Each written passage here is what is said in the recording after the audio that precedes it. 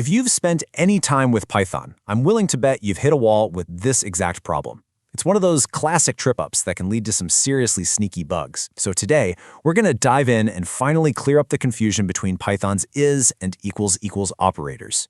So let's just jump right into the heart of the puzzle. We've got two lists here, A and B. I mean, they look completely identical, right? And if you check if they're equal with equals, Python agrees. It says true. But if you check their identity with is, Python says false. So what gives? What is really going on here? This is the exact question we're going to unravel. You see, to solve this little mystery, we have to get our heads around a really fundamental concept in Python. Two different things can have the exact same value. And this brings us to the crucial difference between equality and identity. And this slide right here breaks it down perfectly. The double equals operator, equals, is all about equality.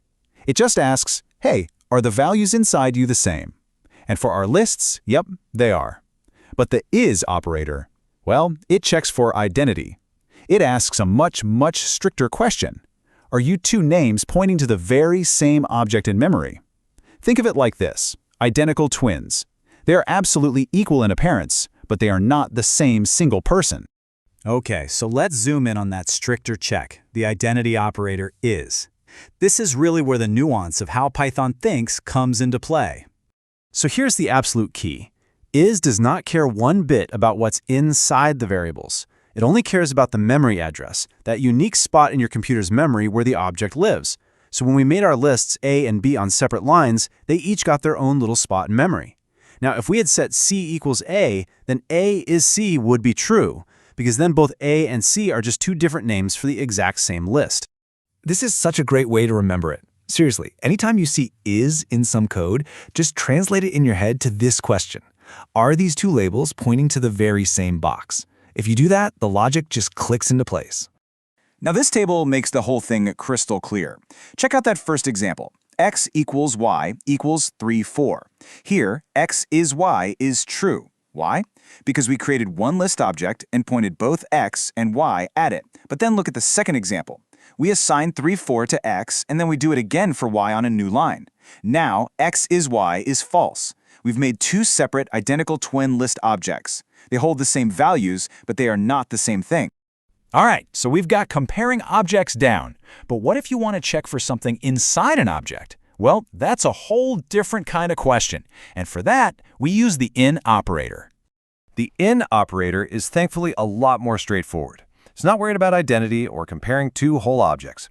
It has a very simple job. It just asks, hey, is this little item hiding somewhere inside this bigger collection? It's the perfect tool when you're searching through a list, a tuple, or even a string. And this table just shows you how beautifully simple it is. Is the number 2 in the list 1, 2, 3? Yep, true. Is the letter C not in the string hello? That's also true. It's just a super clean, super readable way to see if something is there or not. And with that, we can finally go back and solve our original mystery. It all makes sense now, right? A is equal to B was true because their values, the contents, were identical. But A is B was false because we had created two totally separate list objects in memory.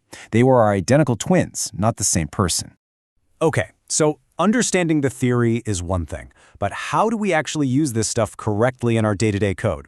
Well, it all comes down to following the Pythonic way. The best practices that help us write clean, predictable code. So, here are the 3 golden rules you need to tattoo on your brain. First, the main proper use for is for comparing something to a singleton, like none.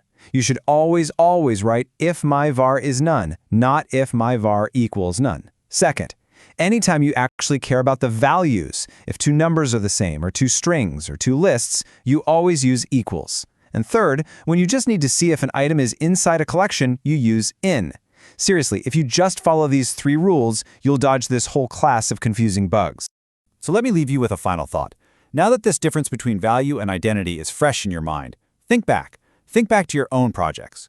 Can you remember a bug that you chased for hours, where something was just behaving weirdly and you couldn't figure out why? There's a pretty good chance that the hidden culprit was this exact mix-up between is and equals.